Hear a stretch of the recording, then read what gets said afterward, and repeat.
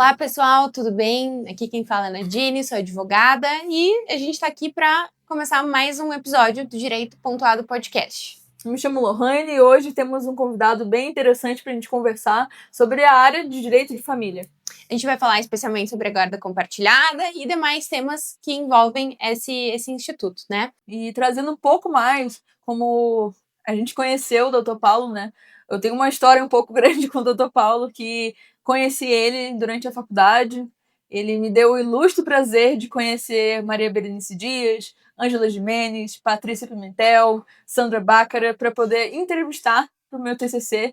E tive a honra também de ter um 10 por conta disso, né? E o doutor, obviamente, também estava. Até trazendo para vocês aqui, o doutor está online, então olho para o computador porque ele está online aqui. Ele é do Rio de Janeiro e hoje a gente vai ter uma conversa muito legal com ele, tá?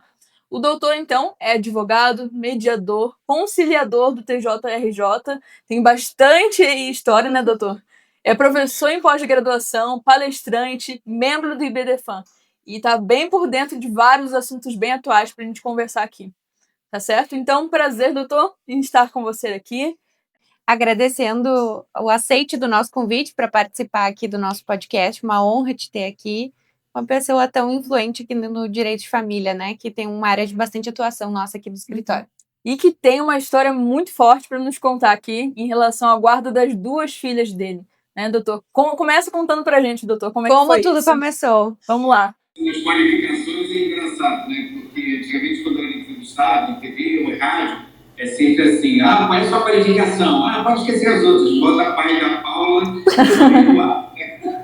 e não pode esquecer, né? Que eu fui guardião delas, as minhas filhas estão, é um motivo de orgulho, né? É um motivo principal de eu ter me tornado advogado. Eu era do mercado financeiro, de fato, fui gerente. Hoje eu posso falar, fui gerente do Banco do Brasil, gerente de negócios também, e por conta da situação da minha primeira filha ter sido levada para fora do Rio de Janeiro, eu acabei me cuidando dos meus próprios processos, mas o que me fez mesmo ir para a área do direito foi, na época, de ter praticamente já no chão com uma alienação parental muito pesada da minha segunda filha, que foi levada também para fora do Rio de Janeiro, para sem minha autorização. E aí eu acabei entrando um pouco para a área do direito, né? Na primeira filha eu tive a guarda durante, eu acho, uns 10 anos, até que eu fiz 16 anos, como muitas meninas, não todas, meio possuída pela adolescência. Muito difícil. Normal, né? E aí tive unilateral de não compartilhar das juízas, graças a Deus, que já cumpriu a lei, e hoje está muito bem. E a outra foi mais pesada. Eu batalhei 8 anos durante no Rio, um pouquinho no Maranhão, para onde ela foi levada, e hoje ela tem Brasília. Dizem as boas línguas que foi a primeira guarda compartilhada no Brasil entre estados diferentes, porque tinha sempre alguma desculpa pela lei anterior a 11.698, o tal do sempre impossível, né? Essa lei 13.058, da qual tive muita honra de conhecer o autor dela, estive no Senado na mesma época. Ela foi aprovada em dezembro de 2014, vai fazer 11 anos agora, essa atual lei. Eu tive o prazer de conhecer o Arnaldo Faria de Sá, nos tornamos amigos, muitos pais, muitos advogados também ajudaram na elaboração dessa lei, que fala mais sobre o poder familiar, igualdade de gênero, inclusive, eu acho que é uma assunto bacana para a gente falar do que outra coisa, do que a palavra guarda. E para essa foi mais difícil, demorou 8 anos para ver o meu direito cumprido, o meu e da minha filha principalmente, 8 anos. 8 anos. Porque deu tempo até de eu terminar a faculdade, me aposentar, a parte dela, eu acho que de 2014, foi lá no seu ali. E aí as pessoas começaram falando, a gente nunca consegue uma guarda compartilhada entre estados diferentes. Né? Porque nós temos muitos problemas. Que mais, a lei é boa, eu estive palestrando em Portugal 2 ou 3 vezes, o pessoal consegue uma lei maravilhosa. O problema, às vezes, é o meio jurídico mesmo, não é só o juiz, o promotor, não. Advogados estão muito bem preparados para entender sobre o poder familiar, sobre a lei. Eu acho que esse é o tema bacana para a gente falar hoje, sobre o desconhecimento, a falta de conhecimento, ou desconhecimento, a má vontade de alguns advogados em entender direito, a área familiarista, que é uma área muito específica. Esse é o nosso foco hoje, né? Conversarmos um pouco mais sobre a atuação do advogado no direito de família, né? O doutor, como já viram também, né, tem uma vasta experiência também própria, né, sobre isso, em casos que ele atua e também no caso próprio dele, com esse marco ali na questão da guarda compartilhada que a gente vê até hoje dificuldade, né. E isso nos leva, o que o senhor mencionou, né, em relação à atuação do advogado, né. E a gente vê muito hoje em dia essa questão de ética, a questão de ter o processo como algo próprio, como um ego, assim, né, eu coloco dessa forma, né. Vamos conversar com isso, então, como é que você vê isso, doutor? Eu vejo com muita tristeza. Antes eu via só com preocupação, né? Por conta de eu ter sido parte de um processo, e ao longo desse processo, eu conto, eu acho que hoje eu posso falar, ela não ficaria chateada, eu tenho uma planilha de todos os processos que eu tive com as mães das minhas filhas. Teve uma que eu tive 33 processos. Se isso acontece, alguma coisa está errada, ou comigo, ou com ela, ou com os dois, ou com os advogados envolvidos. Eu tive vários, até que eu tive, não vou pegar esse processo. Um casal que se separa precisa de 33 demandas judiciais ou administrativas para resolver uma coisa que, não vou dizer que é simples, mas que é solucionada nos termos da lei, é sinal que existem outros interesses envolvidos. Né? Quando eu falo interesse, eu não falo só interesse financeiro, apesar que a gente sabe que uma parte da advocacia, como todas as profissões, medicina, ela é motivada financeiramente. Isso não é ilegítimo, você trabalhar com dinheiro. O que é ilegítimo é você atuar e antiético, e moralmente incorreto, é você atuar visando somente o financeiro. O financeiro é o resultado do seu bom trabalho. Nós temos grandes advogados, né? Não só no IBDFON, que faz parte, como fora dele. Mas nós temos realmente uma parcela da advocacia familiarista que não sabe nem o que está fazendo, confunde partilha com guarda, com questão, e às vezes muito me preocupa, porque eu fui trabalhar de conciliador também para melhorar como advogado, né? Porque é um trabalho gratuito, tenho muito orgulho, ainda estou atuando como conciliador, e as pessoas falam, pô, caramba, você perde o dia inteiro. Eu gosto muito de comparar com aquele passarinho que tenta apagar a floresta e levando o tudo. E, logicamente, que quando eu vejo todos os processos, eu fico muito constrangido com algumas peças processuais. Mas mais constrangido ainda, assim como eu fui vítima disso como parte, eu fico constrangido com algumas condutas de alguns colegas. Graças a Deus, não são a maioria. Então, eu sempre fico questionando, por que você trabalha de graça para o Estado? Porque no Rio de Janeiro ainda não é remunerado. Na atividade como conciliador, porque eu tenho um prazer especial. Esse prazer é o prazer para que muitos pais e mães, principalmente, não passem pelo que eu passei, só para ter uma guarda compartilhada. Eu demorei 8 anos. Né? Aí eu você conseguiu uma coisa, e eu sinto muito orgulho hoje de falar isso. Eu acho que é a primeira vez que eu falo isso numa entrevista. Olha que honra! Os advogados se tornaram advogados seguindo o meu exemplo. Isso é uma garantia de sucesso? Pai, não sei. Hoje a minha filha está brigadinha comigo. Eu tenho os mesmos problemas, as pessoas perguntando. Você faz essa pergunta. Aí então as meninas, uma que fala comigo há 6 meses, mas está muito bem, graças a Deus. Então são problemas que os pais que não se separaram têm. Então, problemas de dia isso até gente, né? Mas o que importa é as notícias que eu tenho dela, já está muito bem. Já está numa grande empresa, que eu não posso falar o nome, senão eu posso responder algum processo. Agora todos os meus amigos de trabalho, por causa do seu sobrenome, sabem. Né? E a outra está muito bem também, está com 19 anos. Se eu estiver vendo, você está me identificando, né? É uma pressão paterna. A outra está muito bem, ganhou uma bolsa integral numa faculdade, está muito bem, graças a Deus. Porque às vezes a gente pensa assim, eu sofri alienação parental, é por isso que a minha filha está me respondendo. Não, está me respondendo porque ela tem o jeito dela, tem a personalidade dela e tem a autonomia dela, inclusive para errar. Porque hoje em dia, ser pai ou ser mãe, educar, está muito difícil por todos os vetores que afetam nossos filhos. Pode ter muito da alienação sofrida? Pode ter dessa mudança de comportamento? Sim, mas eu percebo, voltando ao tema, eu percebo que eu estou muito preocupado com a advocacia, em especial a familiarista, que acaba encostando na criminal. Né? Eu faço alguma coisa de criminal também, acaba encostando na violência doméstica. parece que nós estamos vivendo uma época que os advogados não leem básico. Eu pensei, esse cara não está lendo jornal, não é possível. Eu digo assim, nem ser de fã, ser da APA, que eu não conheço o pessoal, mas ali tem uma galera boa. Eu fico muito preocupado com a mercantilização do direito da minha área, do direito das famílias. Isso me dá muito desânimo, né? Porque eu vejo que falta muita empatia. Ontem mesmo, para você estar um caso, eu fui ver uma petição numa vara civil, que era um dia referente à execução de honorários. Eu falei assim, gente, só faltou o advogado falar que o exequente era bobo, feio e chato. Né? Mas nós temos uma dificuldade. A primeira, as pessoas agirem com ética. Quando eu falo ética, eu acho que a pessoa tem que ter a coragem de reler uma matéria que se faz na faculdade, né? Que é ética profissional. Nós temos um código de ética. Como médico tem seu código de ética. Como várias profissões têm algum tipo de código normativo de ética, inclusive juiz e promotor. Né? Então, você pegar ainda peças processuais ou condutas em sala de audiência, né?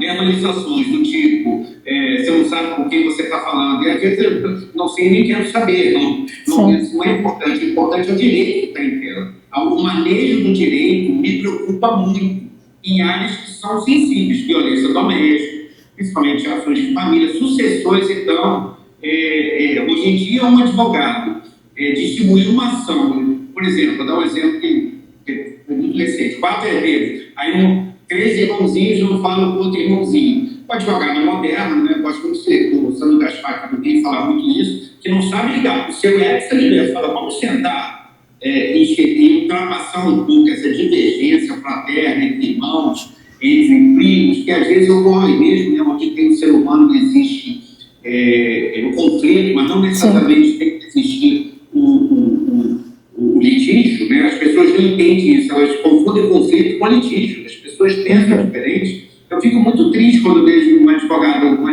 quando eu fico no Rio, distribuindo uma ação de inventário e citando, chamando uma parte de herdeiro 4 e não botando na relação de bens. E tem até um bom advogado que chama, vamos citar, não posso, porque é longe de onde eu estou. Então, assim, muito me preocupa 2 coisas. Primeiro, um discurso meio hipócrita. Vamos conciliar. Vamos fazer acordo. Qual é a sua proposta? Eu me preocupo muito, eu estou muito à vontade para falar isso, apesar de ainda advogar, tá? Mas tem muito advogado que tem um nariz muito empinado, né? E, na verdade, parece que é fazer valer os seus honorários. Na verdade, ele esquece que não só a área familiarista, como até uma briga de condomínio, está lidando com seres humanos, e que depois ele vai embora. Ele não vai. E um bom advogado não é aquele que ganha ser. Lógico que se tiver que lutar com o seu cliente, mas que seja menos limpo. Né? Quando eu falo limpo, é limpo mesmo, moralmente, eticamente, usando um direito atualizado. Né? A gente vê muito isso aqui no escritório de advogados que a gente vê que o cliente está apto, o cliente dele é apto a fazer um acordo e por conta do advogado tem essa dificuldade. Eu tenho muito cuidado como conciliador, porque geralmente eu abro eu me considero bom conciliador, acho que os juízes devem achar também que eu faço bastante acordo, mas não faço acordo por fazer acordo. A gente tem que entender que o acordo na justiça ele é perene, ele é permanente. Não adianta você fazer um acordo, daqui a um ano você vai ter que executar. Tem que ser benéfico para a criança. Né? E tem que ser execuído. Você tocou no ponto que muito me incomoda. Né? E é bom que eu fale isso. Tem que ser bom para a criança. Eu sou voto divergente quando falo do chamado menor interesse. O que é isso, né, na verdade? Né? A gente tem que analisar o que é isso. Mas eu nunca me permiti falar só do melhor interesse da criança, porque esse termo, e você é advogado, a doutora Nandini também, ele é muito mal, não é o seu caso, mas muito mal utilizado. Na verdade, ele é muito manipulado. Porque exatamente. Eu posso ter uma noção, dependendo de quem eu estou defendendo, dos meus valores como pai, dos meus valores como advogado, dos meus valores como professor, dos meus valores como filho, como irmão, o que é o melhor interesse da criança. Né? Eu posso ter uma noção que pode ser totalmente divergente da sua. É que é abstrato, né? É abstrato pensar o que é o melhor interesse da criança. Ele não chega a ser abstrato, mas ele chega a ser muito subjetivo. Porque é impossível um julgador um curador de menores, um promotor, um advogado, e uma parte não julgar de acordo com seus valores familiares, sociais, religiosos, até políticos. Eu já vi gente brigando por causa de política. Se uma pessoa, esse termo melhor interesse, vamos fazer, às vezes alguém puxa da cartão, tem que ver o melhor interesse da criança. Eu ouvi isso até de promotor. Um acordo, ele é muito benéfico para as partes, né? Porque ninguém melhor para definir sobre as questões das próprias vidas do que senão as partes, né? E as pessoas também precisam entender que acordo tem uma parte de cedência, né? De ambos os lados.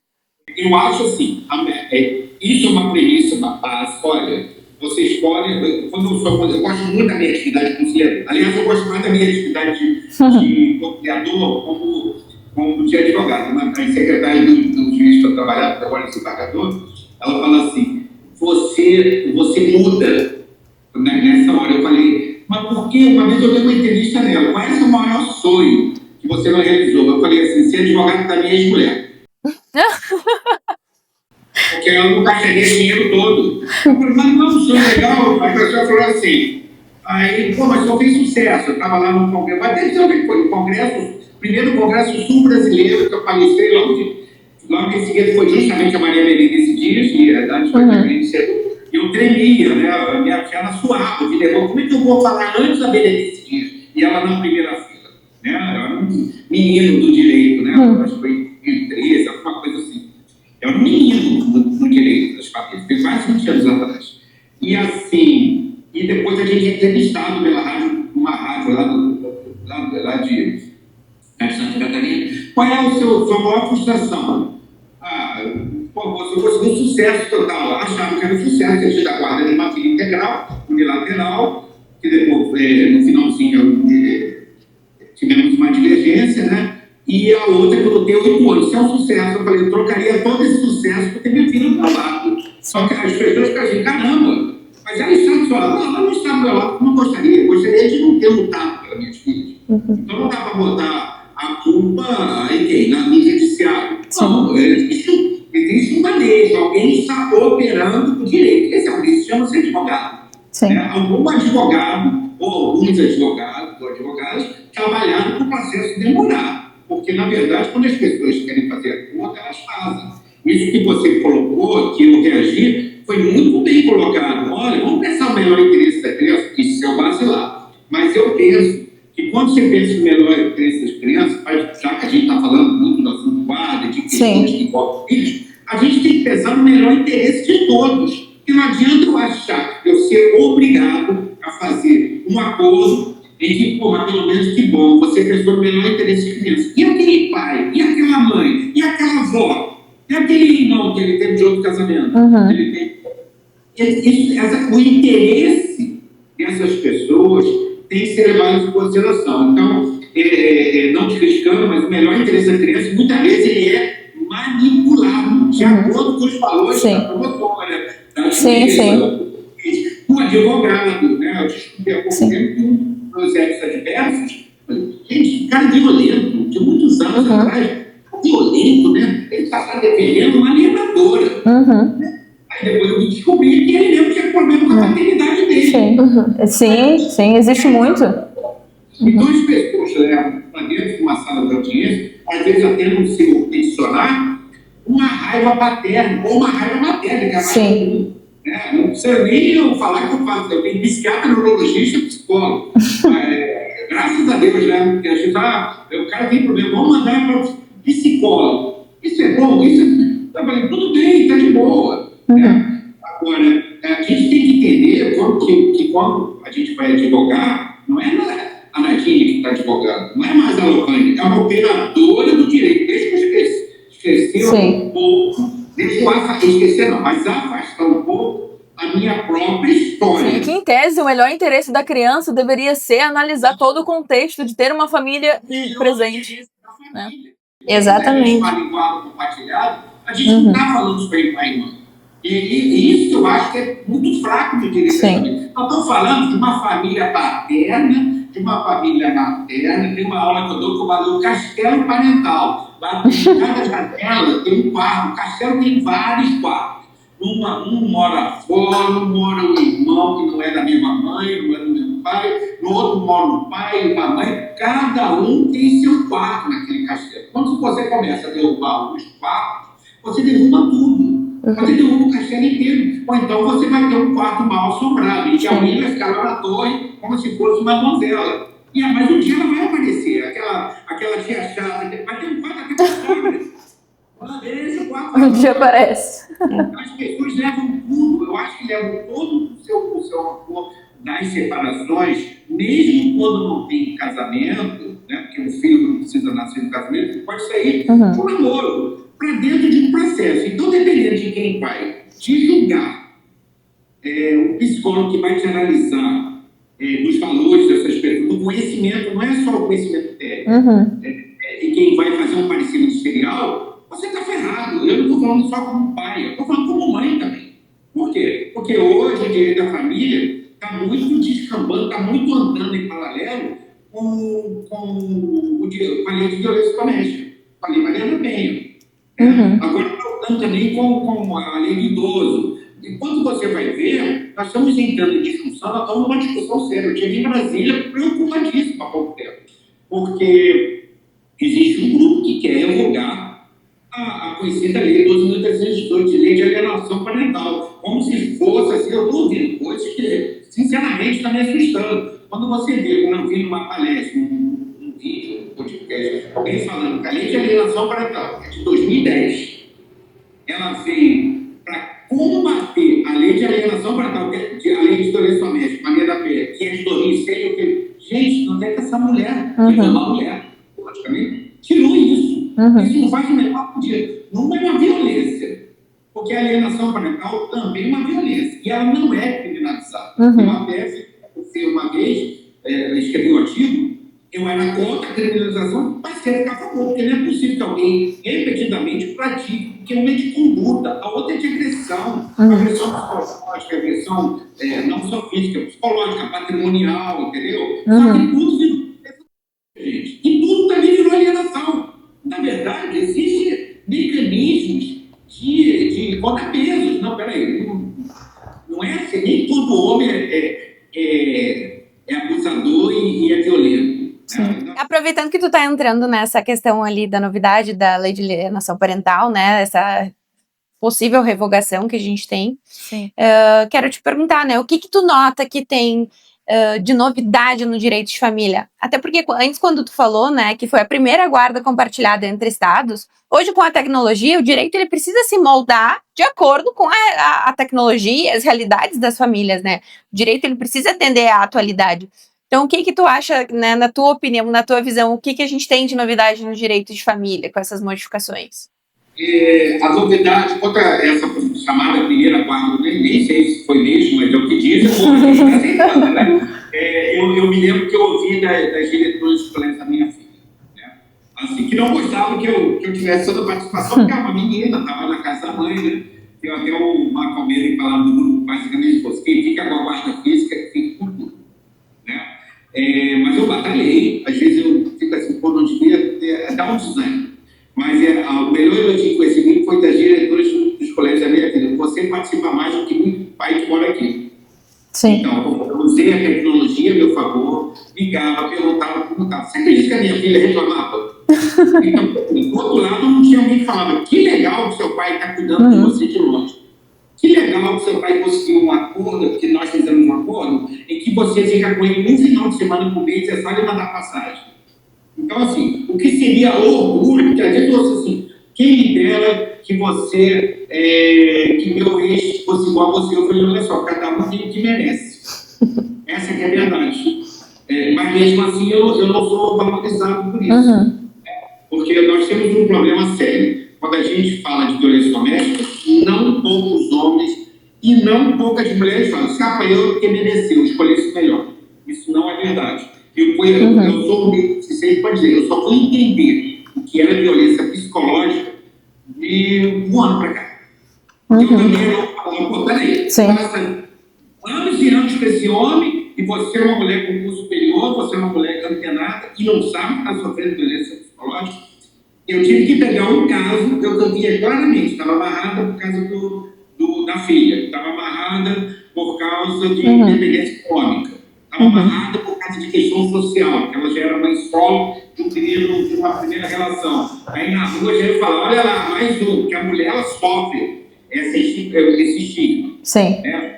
Eu tenho 2 filhas, de 2 mães diferentes. Nossa, que legal, você tem 2 filhas de 2 mães diferentes. Agora, se eu fosse uma mulher, caramba, você teve 2 filhas de 2 pais diferentes. Você não é mãe, você não sabe usar camisinha, não. Você não sabe mesmo.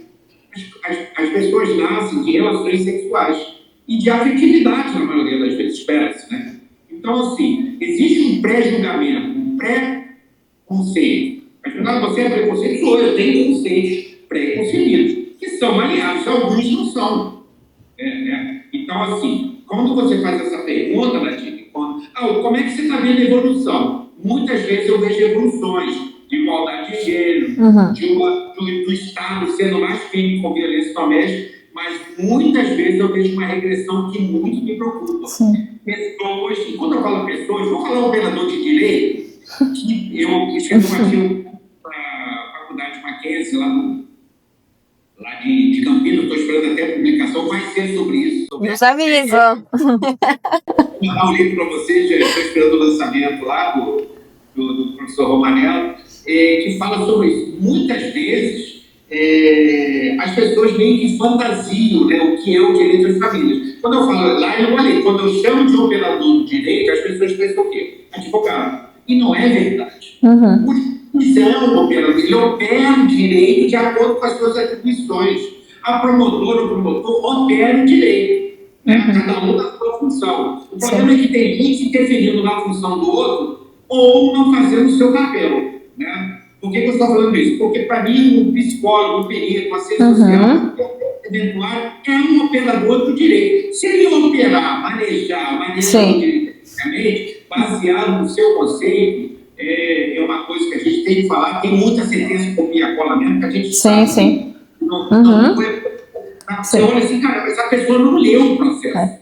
Isso me faz lembrar, doutor, que semana passada até, né, conversamos recentemente sobre um caso, que a gente foi falar com o doutor, de aplicação atrasada da lei de guarda compartilhada, que é um caso que a gente tem recente aqui, que é bem comum essa situação de um pai que quer ser pai e está sendo impedido de ser pai unicamente pelo fato da mãe não querer conversar com ele. Ela usa da falta de comunicação em prol dela. Isso é uma das maiores características de alienação parental que a gente tem. Nos últimos 10 dias eu ouvi exatamente essa situação. Então isso é um retrocesso, porque a Lei 13.054, ela mexeu justamente no artigo 1354 parte 1, dizendo que a guarda compartilhada tem 3 vértices, né? 3 vetores. Equilíbrio de termo de convivência, vontade de exercer a guarda, mas principalmente capacidade de exercer o poder familiar, que está lá no 1634, que é o outro artigo que foi melhor redigido na mesma lei 13.058. Justamente para afastar da lei anterior a 11.098, sempre que possível. Sempre que possível já estava sendo letra errada. Eu sempre que possível, quem não achar que é possível, que tem que suscitar. Não é possível porque ele é um drogado, ela é uma pessoa doente, por causa disso. Exatamente.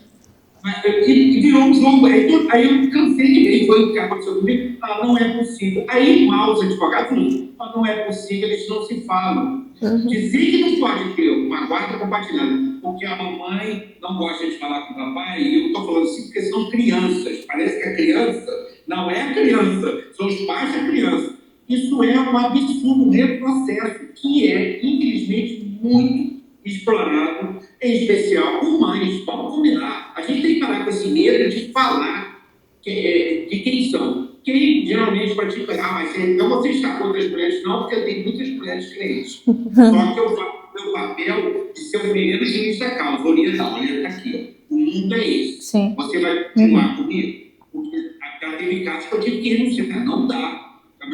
A gente erra, vocês também como advogado. A gente pega um cliente que ele vai contar toda a história dele. Aí você fica assim, caramba, coitado desse homem.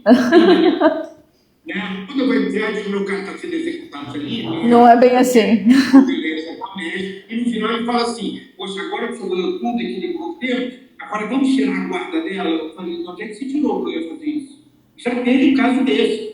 O cara tá aí batendo na porta. Acontece conosco. E quando tu fala que a gente, né, nós advogados somos os primeiros juízes da causa, isso é muito verdade, né? E precisa ter uma comunicação clara e transparente com o cliente sobre também o que tá dentro do nosso poder de fazer por ele. A gente recebe muitos clientes aqui, né, no escritório, eu quero a guarda unilateral só porque o pai me entrega sempre depois do horário combinado.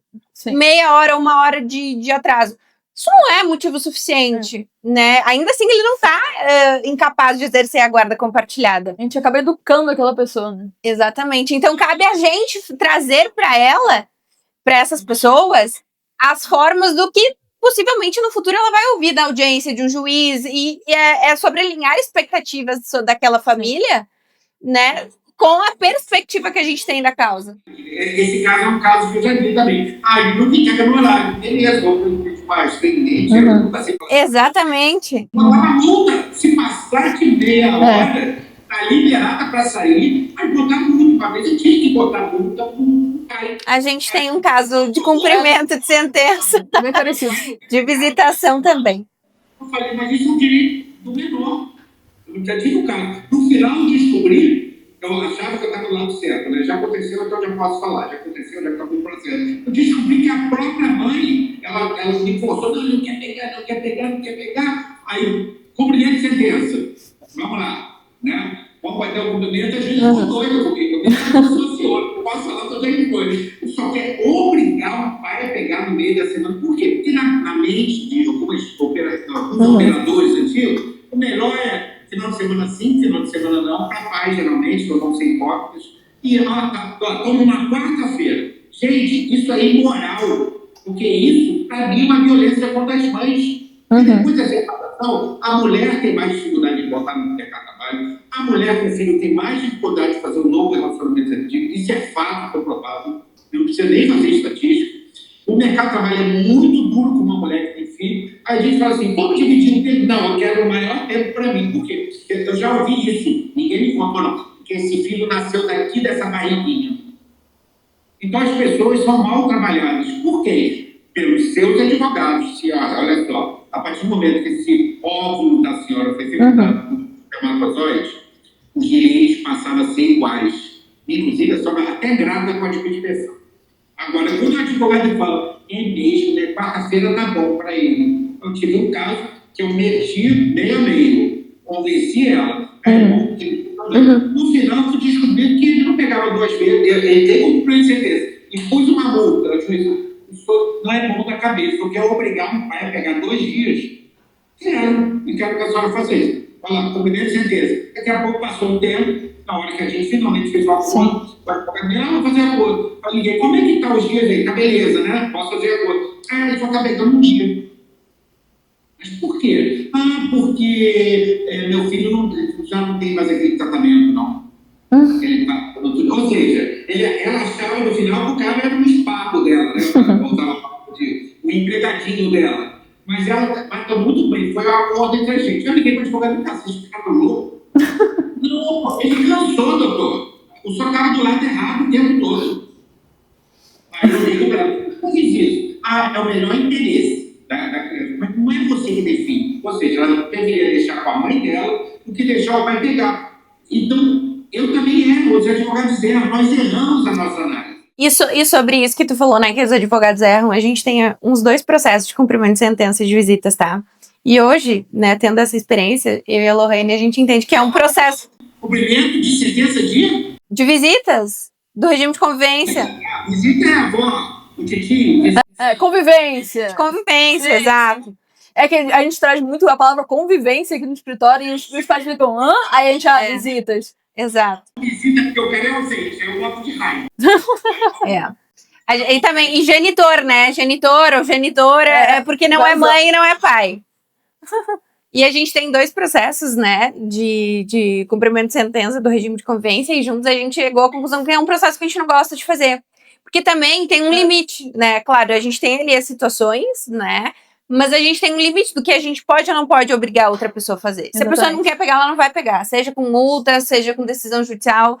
E acaba sendo ruim. E aí a gente precisa voltar a falar sobre o princípio do melhor interesse da criança, que nesse caso não vai ser. o melhor para essa criança. Sim. Às vezes é melhor, sim, ficar ali com a mãe ou com o pai, enfim, ter atenção do que está sendo obrigado, né? O pai ou a mãe está sendo obrigado a buscar aquela criança, ter aquele período de convivência e não dar a atenção devida. E né? a gente volta para a frase, né? Cuidar é dever, amar é faculdade. Exatamente. Do seu ponto de vista e respeito. Mas para tudo tem solução. Nesse caso, Sim. mas tudo tem assim. Eu não vou falar solução. Eu vou falar alternativas. Eu entendo o que você está falando. Hoje eu entendo, até depois desse caso, às vezes tem. E vamos falar o nome, pai. Às vezes ele mesmo se separou e a sociedade é benevolente. A Berenice Dias, porque eu já falei 3 vezes dela, eu acho que vou comprar royalties dela. Ela é a favor de. Me procurou uma vez que ela queria retirar o final do artigo 1574. Agora já botaram lá uma. Se o juiz deve perguntar se tem violência doméstica. O antigo final que diz que a guarda, estando ambos dos pais, como é que se pode? Aptos ao exercício do poder familiar, mesmo em caso de discordância, a guarda será compartilhada. Então, a primeira premissa, capacidade de exercício do poder familiar, que está lá no 1734, na mesma, no Código Civil, com a redação dada pela mesma lei. O cara está capacitado, ele tem que exercer. Mas tem lá, salvo se um dos geretores declarar que não quer. Exatamente. E os homens falavam, não quero, pode dar guarda para ela, ela é uma excelente mãe. E acho idiotas, só falando assim, porque a gente está no seu podcast, não está no seu canal, mas idiotas, seus advogados, ganhamos. Que ficamos com a guarda unilateral e meu filho, o pai só vê meu filho de 15 dias. Crentes que estão abafando. Crentes, na verdade, elas estão pegando uma arma e dando um tiro no dedinho do pé. Crentes que estão abafando, porque esse filho não vai ter uma autoridade paterna, a não ser que seja realmente o sujeito. E vice-versa. Às vezes alguém guarda o teu filho, você apagou uma figura, ou a paterna ou a materna. Ou pior, a família toda. Então, a família cresce de acordo com o pai e mãe. Ali tem uma árvore, na verdade. Está tirando aquela árvore. Isso pode não ter consequência agora. Com 10, com 15, com 12, com 13, mas você vai ver o que aconteceu com 20 anos. Uma coisa que a gente vê que é legal, pelo menos aqui no Sul já tem, é bem recente, a oficina da parentalidade. Inclusive nesse processo, né? É um pai que ele diz que quer ser pai, e a gente entrou com uma ação de cumprimento de sentença de convivência, né, contra esse pai, para que ele busque o filho, esteja com o filho tá querendo estar com ele, enfim. E a gente viu que é uma pessoa que não sabe ser pai, assim, afetivo, né? Então, o juiz encaminhou ele para essa oficina da parentalidade, foi algo bem legal, né? A gente viu um pouco mais sobre isso. Explicar como você tem que agir com aquele papel de pai afetivo também, né? Não só pagar pensão. E automaticamente a convivência passou a acontecer de fato, né? Que antes não estava acontecendo.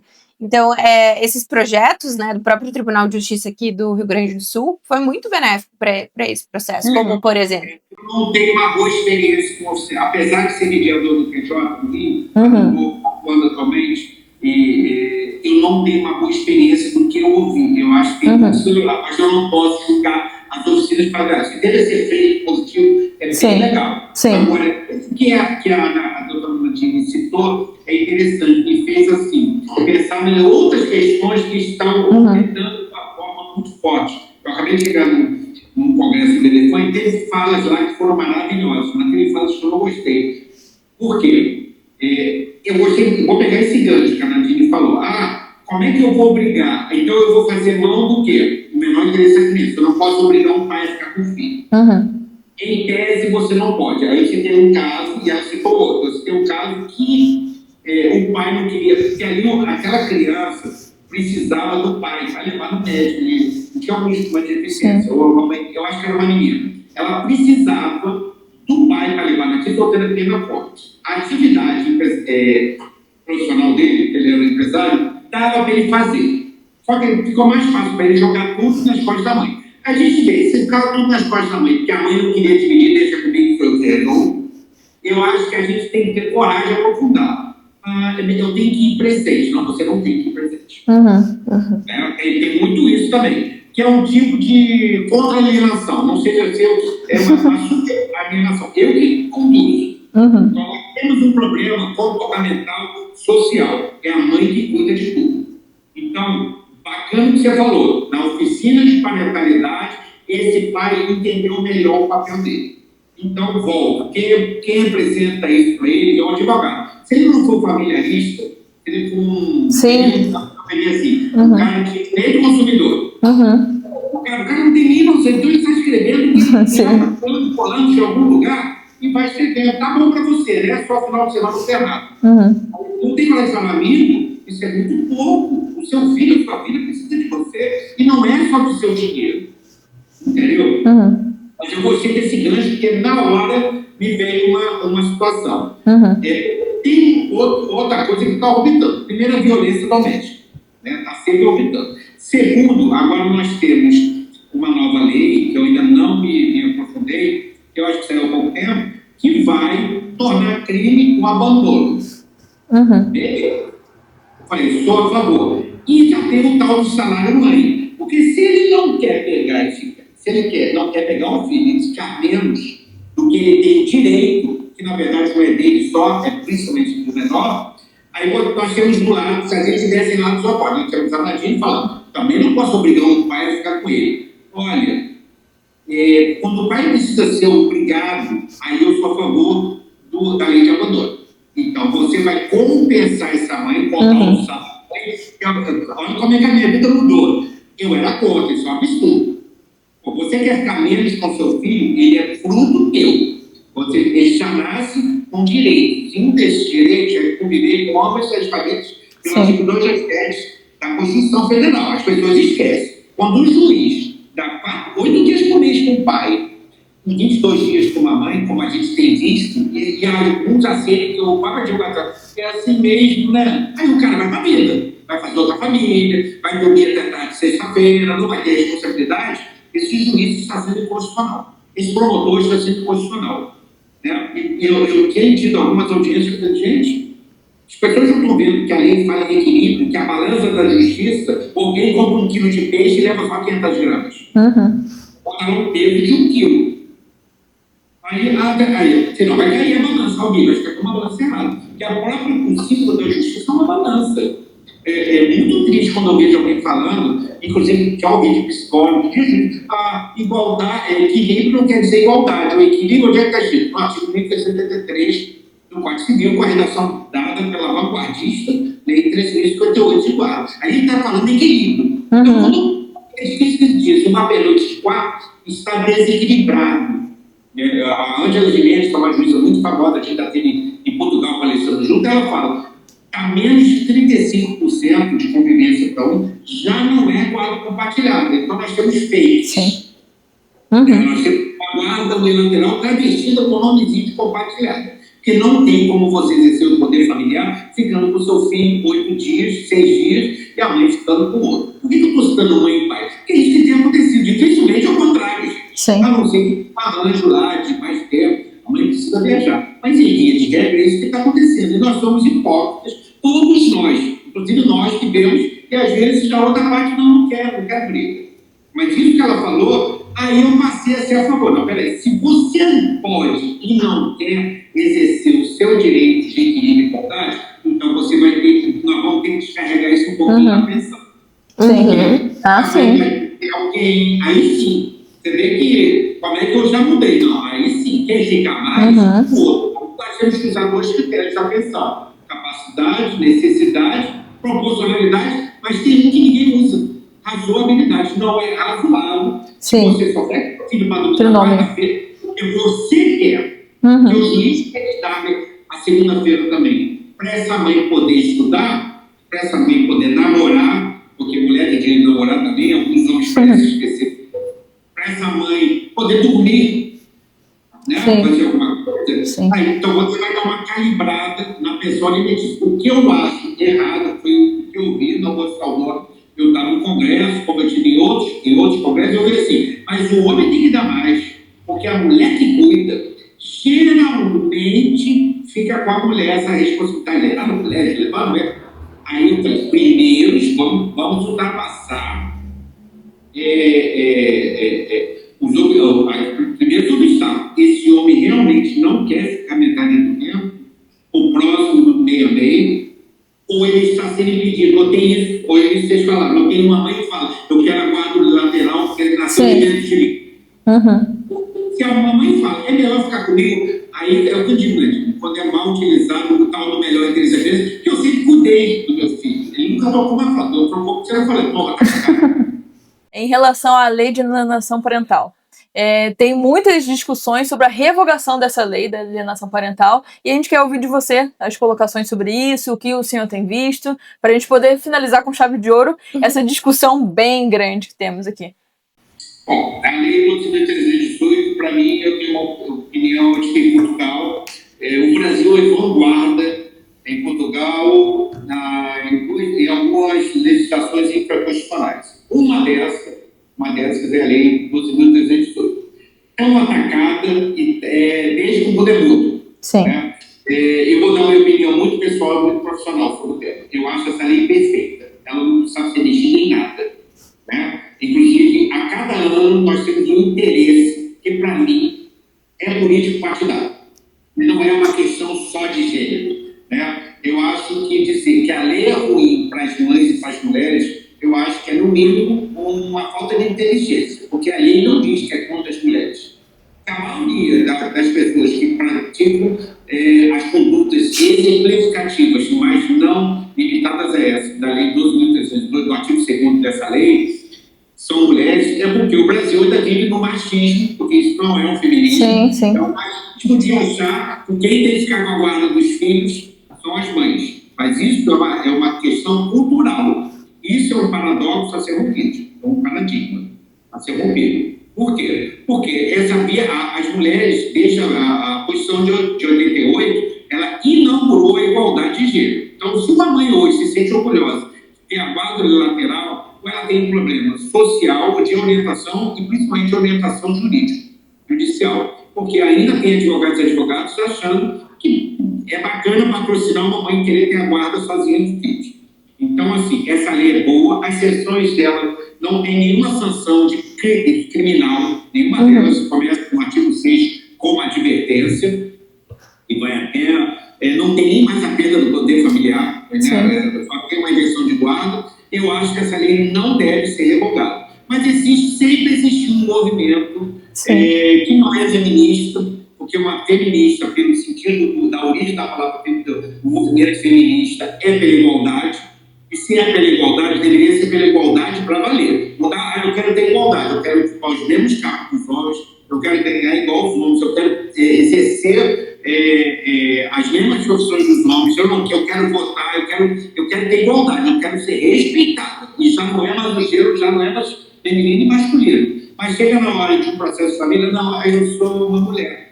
Eu tenho que ter a guarda, porque eu sou uma mulher, e aí começa para isso que a Nadine falou. Aí saca da cartola, olha, o melhor interesse da criança. O melhor interesse da criança é ter pai e mãe por perto. Eu fiquei muito decepcionado e fiquei muito constrangido quando eu estive no Congresso há semanas atrás, de saber que tem gente trabalhando contra a lei de alienação. Então vamos trocar o nome de algumas coisas. Gente, vai ser a pior coisa que vai acontecer, no meu entender, se revogar a lei, porque ela é uma lei educadora. Ela nada é. Então as pessoas estão mal educadas mesmo.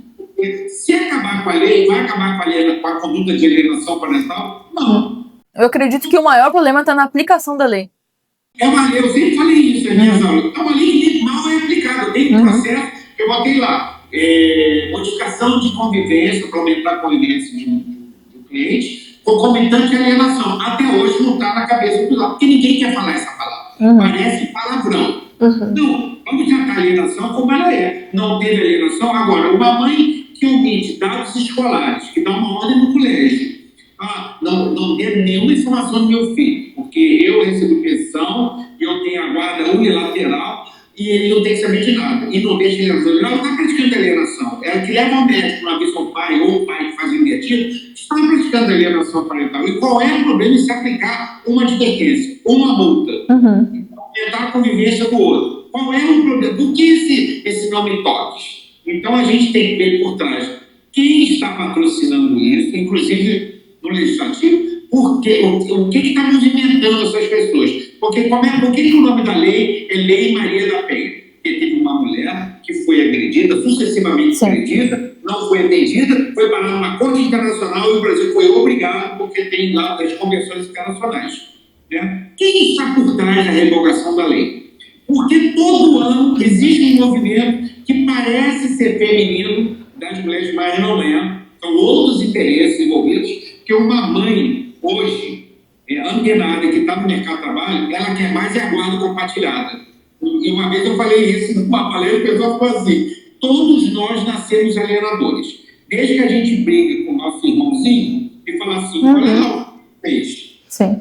Olha lá, mãe, você não olha para mim, você olha para ele. As pessoas são infantilizadas. Então a lei está uma organizada. Se você fizer isso, desculpa, você vai levar uma advertência. Se você continuar fazendo isso, eu vou levar uma multa. Mas eu acho que o nosso problema é menos doutrinário e mais comportamental. Aqui, eu tinha uma palestra, uma live que eu fiz assim, aqui interessa revogar a lei. Porque se você não tem mais uma lei para frear essa conduta, que seja como advertência, você vai procurar saber para quê? Vamos falar como advogado, para maus tratos psicológicos. Descumprimento do artigo 227 e 226 da Constituição Federal. Isso é melhor ou pior? Aí nós vamos ter uma questão criminal no meio da jogada. Então é pior ainda. Então o movimento está assim. Aí aparece, eu não tive nenhuma audiência pública, vi algumas, estava outra que eu vi. Eu perdi o meu filho para um abusador, eu entreguei. Gente, no judiciário erra, a gente sabe, mas eu nunca vi. Ele praticou violência doméstica. E a gente sabe que muitas das violências domésticas são focadas. Não estou dizendo que não existe. E não estou dizendo também que tem que pegar seu filho para um homem violento ou para uma mulher violenta. Mas a gente sabe que existem manipulações ou mau manejo de uns direitos que são fortes. Por isso que é tão importante aí analisar a particularidade de cada caso. Particularidade de cada um. As pessoas estão copia e cola. Então, pode ter um promotor, um juiz que é contra a lei de alienação parental, mas a lei está ali. Sim. Porque essa mesma linha está sendo usada por alguns, pelo movimento masculinista, vou falar assim, o movimento machista, pode dizer, essa lei de violência doméstica tem que acabar, porque ela é inconstitucional. A sua palavra da mulher vale, e não é bem assim, já tem um movimento. Não pode ser uma pessoa chegar numa delegacia e falar o que quer e não ter uma prova, um comportamento e acontecer. A gente sabe disso. Está muito difícil advogar, mas é uma carreira que as pessoas deveriam parar de querer fazer copia e cola. Estamos aqui para isso, né? Vamos buscar isso. Eu elogio a iniciativa de vocês. Quando a gente discute, por exemplo, eu tive que parecer uma divergência com a Nadine, mas não foi. Olha, não foi o melhor interesse da criança, não, só não. Porque quando eu vou como conselheiro, não vou ter o melhor interesse de todos, porque não adianta alguém assinar um acordo com ela abaixo. Isso é muito ruim. As pessoas têm que entender o que estão assinando. E têm que ter o direito de falar assim, não vou assinar esse acordo. Eu prefiro que o juiz julgue, para depois, se eu achar que não atende meus interesses do meu filho, eu possa recorrer. Eu aprendi isso com o professor, que é promotor. As pessoas têm que parar com essa mania, porque também tem uma infantilização. Vamos fazer acordo e tem aquele, é o melhor interesse para crescer. Até aquela coisinha, né, que eu vi de uma mediadora, eu falei, nossa, que voz irritante. Eu não tenho essa visão. Se você tem bom direito, que é o melhor para o seu filho, no caso a gente está falando de filho nesse podcast, exerça o seu direito. Eu penso diferente, isso não é errado. Agora, se você pensar em errado, diferente, porque sim, não. Aí é a hora do papel do advogado. Já que o tema do história é ética, aí tem que ter um advogado que seja no mínimo, tem uma noção. Uma noção para não deixar o cliente dele passar um ridículo, como disse, e ele já falou. Tem um promotor, como eu já vi. Minha senhora, ele é o pai da criança, eu já vi. A senhora não vai mudar isso. Eu já sei, mas ele é o pai. A gente já viu o juiz fazendo isso, mais de uma vez. Agora, de quem é a culpa dessa mãe que levava um advogado que estava lá que nem um Zé Ramalho. Então, o cara perdeu o controle da própria cliente. Ele não deveria ter deixado, eu já vi, ninguém me contou não, a cliente chegar numa exposição dessa, de passar uma audiência que o pai queria a guarda compartilhada e ele parecia um desenho animado. Guarda compartilhada não. Mas não chegava por quê? Sim. Às vezes a pessoa não sabe nem o que é uma guarda compartilhada de fato, né? sabe? Eu já vi advogadas e advogados que às vezes até palestram sobre isso. Uhum. E está lá no audiência, porque o contrato dele, ele foi contratado para não deixar vir uma guarda compartilhada. Às vezes não dá mesmo, mas você tem que usar a lei. Não tem tempo, não tem capacidade de exercício poder familiar, não tem um ambiente bacana em casa. Prova, quem suscita contra a guarda compartilhada tem que suscitar com provas. Eu sofri violência doméstica. Tem o registro? Não. Né? Para terminar, inclusive, teve um adendo no artigo 1584, que o juiz deve perguntar às partes se tem algum caso de violência doméstica que impeça a guarda compartilhada. Esse pedaço está errado, porque eu sou mediador e conciliador. Na mediação, o juiz não pode entrar na minha sala, senão acabou. Eu levanto, ele conduz. Na conciliação, muito menos. Então, fizeram um adendo da lei, vai perguntar quando? Só na RJ. E quando isso, a guarda compartilhada. Ou então, antes dele dar uma tutela de guarda compartilhada, isso é o certo, está na lei 3.058, ele tem, antes de decidir sobre o pedido de tutela, informe a parte demandada se algo tem nos termos do artigo tal. Ela vai ter que falar, tem violência doméstica. Não pode ser violência psicológica, violência patrimonial. Por favor, né, gente? Sim. Isso impede para não, mas tem de tudo, e não para mim de tudo. Só falta a petição que eu respondi outra, é um pouco sem chato, né? Então, eu quero agradecer ao doutor por estar aqui, por ter estado aqui de forma virtual conosco, né? E se fazer presente de certa forma. Agora, a gente aguardar o presencial também, né? Para o doutor vir aqui e a gente conversar melhor, tá bom? Então, quero agradecer ao doutor pelo momento aqui. Foi uma honra tê-lo aqui mais uma vez, a gente conversar, né? A gente tem história e vamos seguindo agora com a história, né? Obrigada por compartilhar com a gente a tua história, tuas experiências pessoais, né? Tanto na advocacia e quanto na vida pessoal, né? É muito importante pra gente poder falar sobre esses assuntos que são tão importantes no tema do direito também, né? Eu que agradeço a oportunidade. E assim, encerramos mais um episódio, mais uma vez, deixando aqui os meus agradecimentos à presença do Dr. Paulo, ainda que virtual. A gente vai deixar aqui embaixo também o Instagram dele e as nossas redes sociais para vocês seguirem acompanhando e estarem por dentro do próximo episódio. Não esquece de curtir, compartilhar e ativar o sininho para as próximas notificações. Até a próxima. Até mais!